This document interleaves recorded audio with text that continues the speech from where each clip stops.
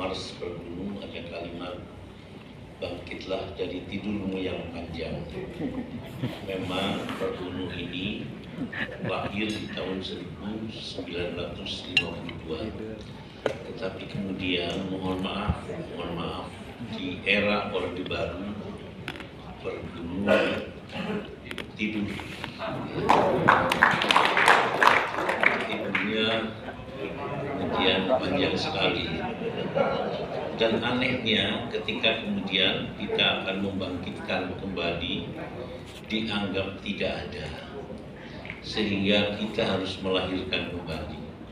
Tetapi ketika kemudian di sini ada hari kelahirannya, maka kita harus menghormati yang terdahulu. Kalau kelahiran yang kedua, karena memang harus melalui proses muktamar, itu kurang lebih 10 tahun yang lalu. Itu Bapak dan Ibu sekalian. Tidak ada apa-apanya di 10 tahun yang lalu itu. Tidak ada satupun cabang dan seterusnya. Saya sampaikan terima kasih yang sedalam-dalamnya kepada para pembantu saya. Ada Mas Aris, ada Pak Saiful, ada Mas Juri, ada Mas Fadli, dan mohon maaf masih banyak yang lain-lainnya yang tidak saya sebutkan karena makan waktu yang lama kalau saya sebutkan semua. Bapak dan saudara-saudara sekalian, mereka itulah yang kemudian bisa membangkitkan yang luar biasa dalam kurun waktu 10 tahun bisa mendirikan dari tidak ada sama sekali bisa mendirikan 34.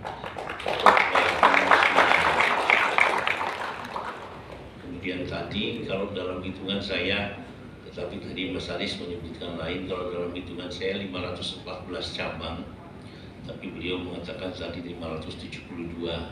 Semoga yang benar yang Mas Aris ya. Karena berarti lebih banyak daripada yang dalam hitungan saya. Kemudian Bapak dan Ibu sekalian, PAC-nya pengurus-pengurus yang ada di kecamatannya di Indonesia ini kurang lebih 17.000. Tetapi kita sudah bisa mendirikan insya Allah lebih dari 10.000.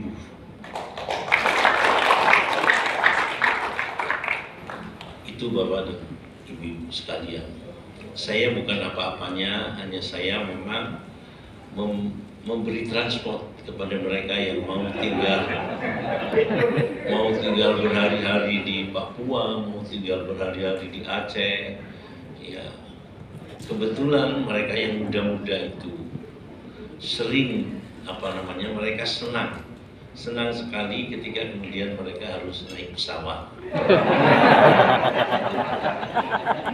Ini mengatakan saudara-saudara sekalian. Itu Bapak dan Ibu sekalian, dan kemudian bisa berdiri semuanya. Selanjutnya saya di akhir-akhir ini dan semoga akan selanjutnya saya turun ke daerah-daerah. Hampir ya separuh lah dari provinsi-provinsi di Indonesia ini sudah saya turun. Jadwalnya berubah ketika saya turun. Misalnya saya dijadwalkan hanya di 2 tempat, tapi kemudian yang terjadi dari yang dijadwalkan 2 menjadi 6, menjadi bahkan 12. Karena apa, Bapak dan saudara-saudara sekalian, mereka semua minta didatangi. Sebab tidak perlu biaya mendatangkan saya.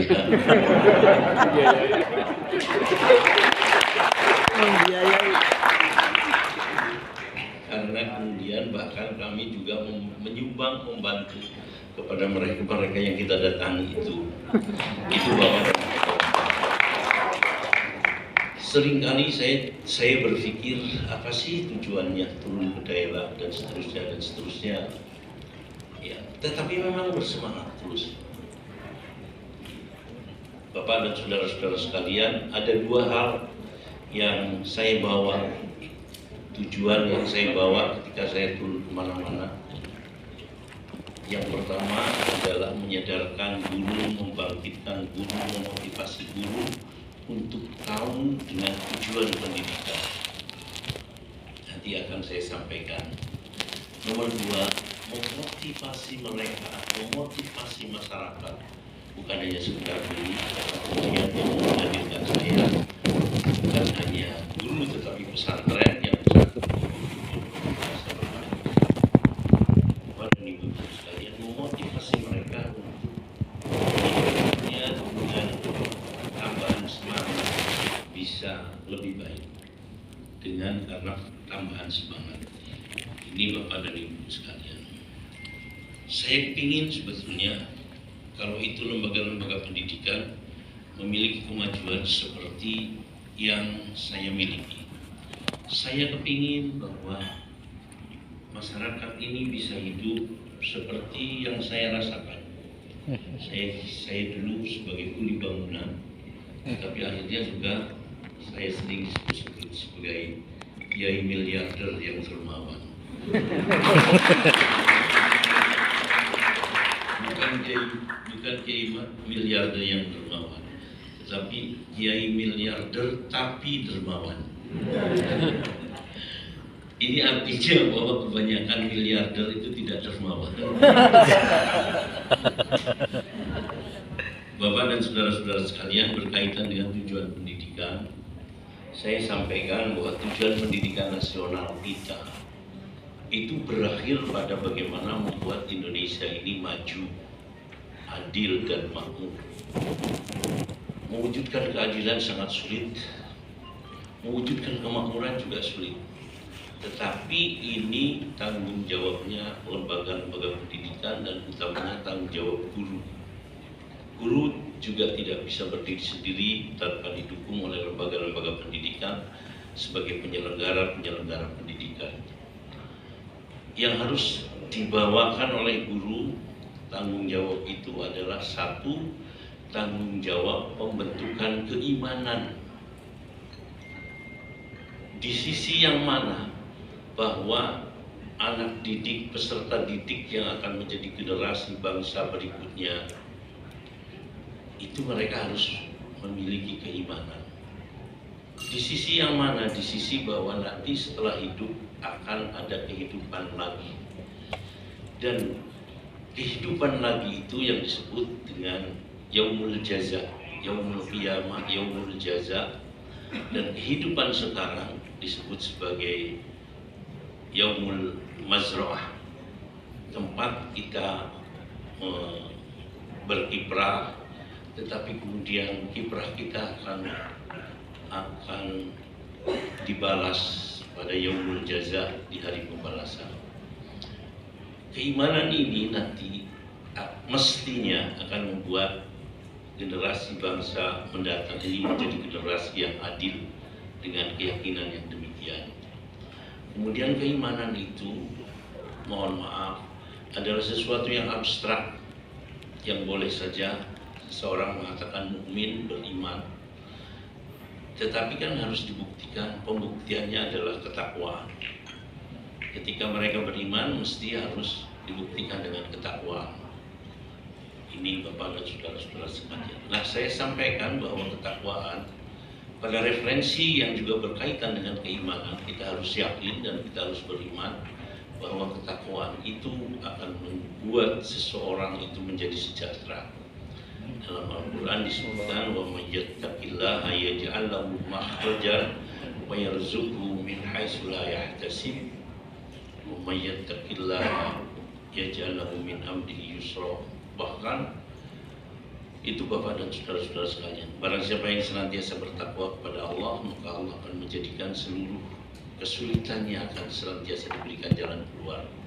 Seluruh urusan-urusannya akan dimudahkan. Dan Allah akan melimpahkan rezeki dalam bentuknya yang tidak diduga-duga. Yang saya artikan pula, Allah akan melimpahkan rezeki dalam jumlahnya yang sampai tidak bisa dihitung. Ya, dari karena ketakwaan itu. Bahkan kalau kemudian ketakwaan itu ada dalam sebuah komunitas, maka komunitas itu akan senantiasa mendapatkan barokah dalam hidupnya. Ini Ini berarti kesejahteraan. Tetapi kemudian tujuan pendidikan yang harus kita handle bersama-sama, kita bertanggungjawabkan bersama-sama, kita laksanakan bersama-sama adalah membentuk anak didik kita berakhlak mulia tadi, sebagaimana yang telah disampaikan oleh Ibu Haja Nazila. Al-akhlakul karimah, harus membentuk akhlak yang mulia. Apa sih akhlak yang mulia itu? Piawai dalam bergaul. Tapi di antara nilai-nilai al-akhlakul karimah adalah tidak boleh malas, tidak boleh berkata tidak bisa, tidak boleh putus asa, disiplin, bertanggung jawab. Itu adalah bagian daripada akhlak yang mulia. Selanjutnya, tanggung jawab pendidikan berikutnya adalah mempertanggungjawabkan akademis. Maksudnya, muatan kurikulum yang sudah direncanakan dan sudah dibuat itu harus dipertanggungjawabkan, bisa kita transfer secara keseluruhan kepada seluruh anak didik, tidak pilih-pilih. Seluruh peserta didiknya harus mampu menyerap muatan kurikulum, yang berarti tuntas muatan dan tuntas jangkauan. Tanggung jawab berikutnya adalah pembentukan kecerdasan. Cerdas itu akan terjadi dengan sendirinya ketika kita mampu melaksanakan tugas kita, mempertanggungjawabkan tanggung jawab akademis, yaitu bisa mentransferkan muatan kurikulum kepada seluruh peserta didik kita. Ini mohon maaf, bagi seorang guru yang baik, yang mulia, pasti dilaksanakan. Tetapi masih banyak memang di daerah-daerah yang tidak mempertanggungjawabkan ini, asal mengajar dan seterusnya. Tanggung jawab berikutnya, Bapak dan saudara-saudara sekalian, memberikan keterampilan.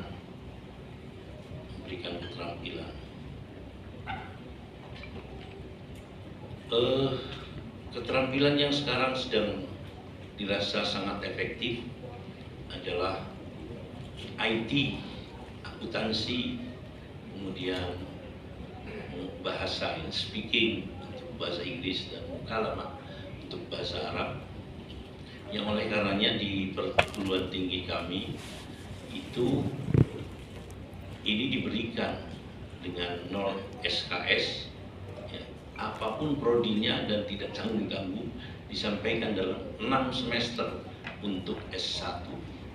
Tujuannya agar mereka bisa melengkapi akademisnya dengan keterampilan. Berikutnya adalah kesehatan. Kesehatan ini penting sekali, karena seseorang manakala sehat, dia akan bisa bekerja maksimal, akan bisa bekerja tahan lama dan efektif. Ini biasanya dihandle oleh guru olahraga, tapi kadang-kadang guru olahraga tidak paham dengan apa yang harus dipertanggungjawabkannya. Mereka memang memberikan keterampilan prestasi yang mereka upayakan. Bukan, makanya kalau di tempat kami, ya justru mereka harus bertanggung jawab untuk memberikan senam dan psikologi dari setiap gerakannya diberikan, sehingga anak-anak juga termotivasi untuk melakukan senam itu. Tetapi jika di pesantren itu kemudian harus diwajibkan sholat malam, karena itu adalah bagian daripada kesehatan. Sholat malam itu matradatun lidda'i minal jasadi, antara lain hikmahnya pengusiran penyakit dari tubuh. Kemudian tanggung jawab berikutnya adalah seni. Seni itu harus diartikan sebagai bagaimana anak didik kita memiliki kepribadian untuk senantiasa senang menebarkan kasih sayang pada lingkungannya.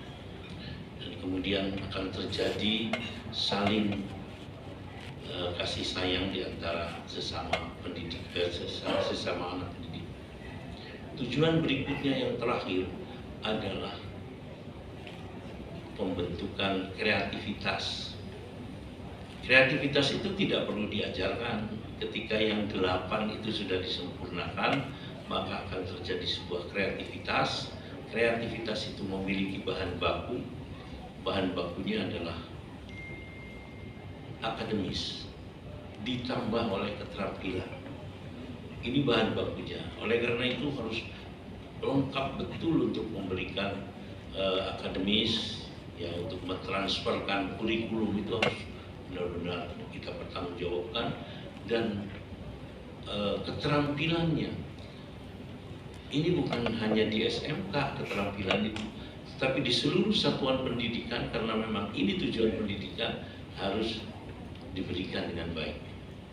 Ya, ini Bapak dan Ibu sekalian. Kemudian diolah oleh mesin, mesinnya berupa kecerdasan yang dilahirkan dari bagaimana keberhasilan kita memberikan tanggung jawab akademis. Ketika bahan baku ini diolah oleh mesinnya berupa kecerdasan, maka akan menjadi akan melahirkan kreativitas. Dan ketika hasil kreativitasnya, hasil kreasinya dioperasionalkan dalam kehidupan dengan al-akhlakul karimah, dengan piawai dalam bergaul, tidak kenal malas, tidak kenal putus asa, tidak pernah berkata tidak bisa, maka seseorang akan mampu mewujudkan kesejahteraan.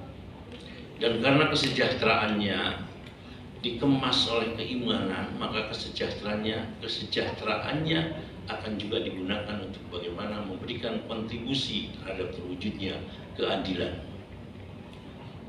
Ini saya yakin ketika ini berhasil, dan semestinya harus berhasil, maka Indonesia ke depan akan menjadi Indonesia yang adil dan makmur. Dari karena itu kemudian saya tidak pernah lelah, tidak pernah capek untuk terus berkeliling, tetapi ya itu tadi, ketika yang direncanakan hanya di 2 tempat, tapi kemudian menjadi 12 tempat, ya tidak mengapa ini, Bapak dan Ibu-Ibu sekalian. Selanjutnya saya memotivasi kepada masyarakat untuk mereka bisa meyakini diri bisa mewujudkan kesejahteraan dengan baik. Saya selalu menyampaikan kepada mereka, saya ini mohon maaf, dalam kehidupan saya bukan hanya sekadar miskin dan nol, tidak punya apa-apa, tapi minus. Minusnya bagaimana? Saya oleh orang tua diberi peninggalan, diberi hibah-hibah, karena saya adalah anak yang terakhir, satu-satunya yang belum dinikahkan, yang oleh karenanya kemudian oleh abah saya diberi peninggalan ini.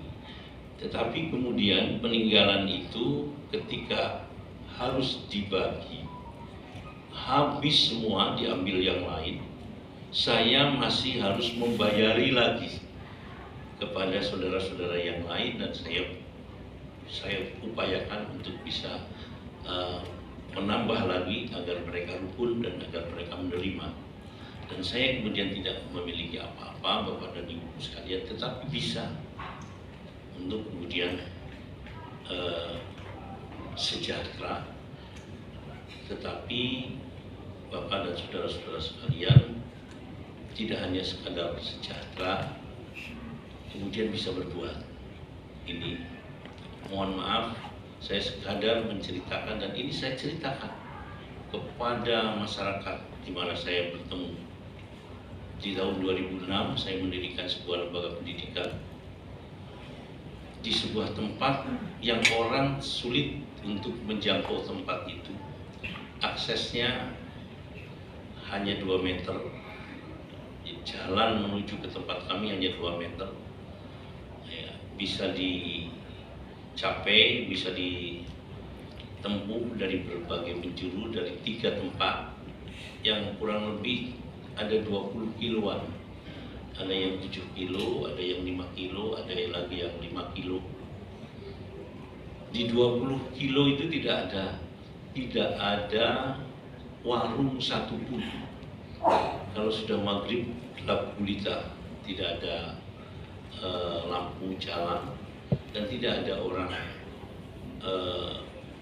berani untuk memasuki daerah tersebut karena banyak begal. Di tempat itu saya mendirikan sekolah.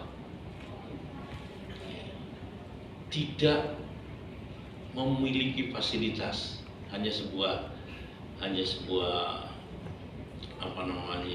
rumah kecil yang kemudian dijadikan asrama putri dengan jumlah 23, dan ada gudang kayu yang kemudian kita rabat.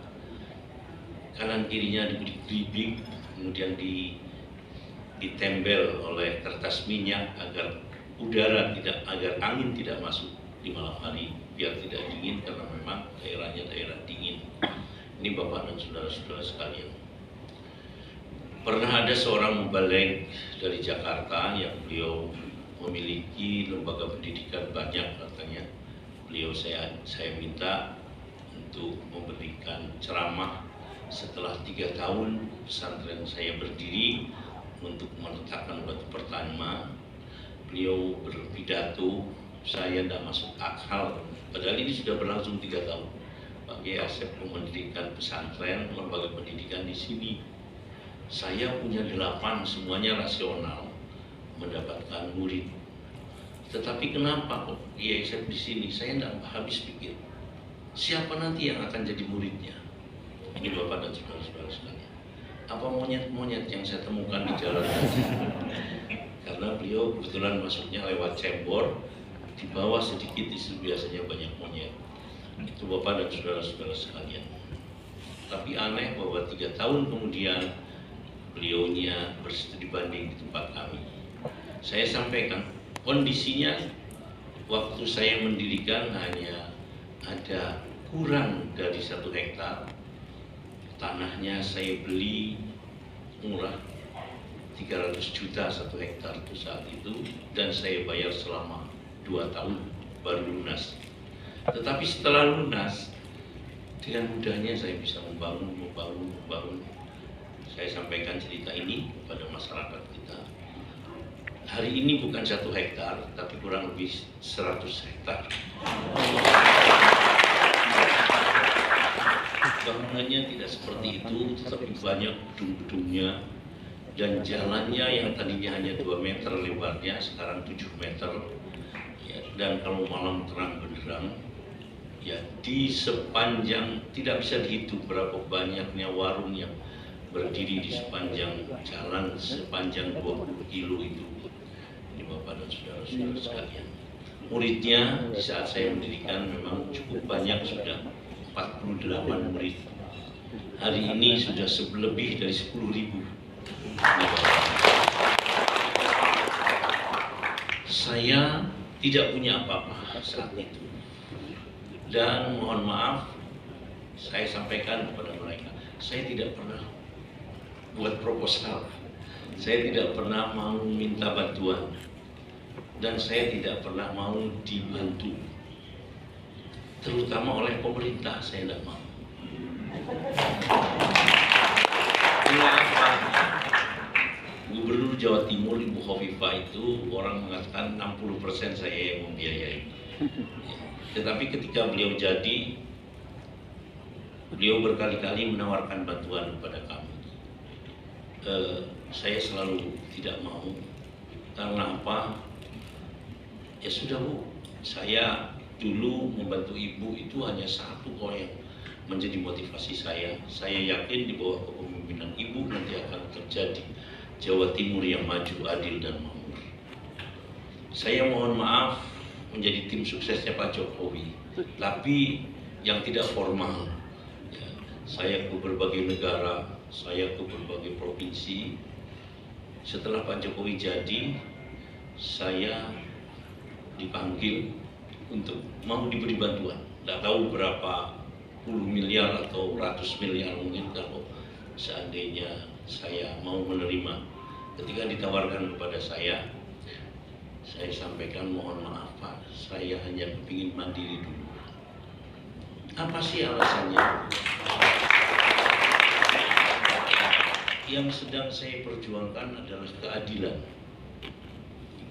Karena lembaga pendidikan saya memiliki visi untuk mewujudkan manusia yang unggul, utuh, bertakwa kepada Allah, berakhlakul karimah, guna kemuliaan dan kejayaan Islam dan kaum muslimin, kemuliaan dan kejayaan seluruh bangsa Indonesia, dan untuk keberhasilan cita-cita luhur kemerdekaan, yaitu terwujudnya kesejahteraan dan tegaknya keadilan. Yang sedang saya perjuangkan adalah keadilan. Tidak adil kalau bantuan diberikan ke tempat saya. Kami bisa berbuat untuk mewujudkannya sendiri. Oleh karena itu, kalau ada bantuan, lebih baik diberikan kepada mereka-mereka yang masih membutuhkan, yang punya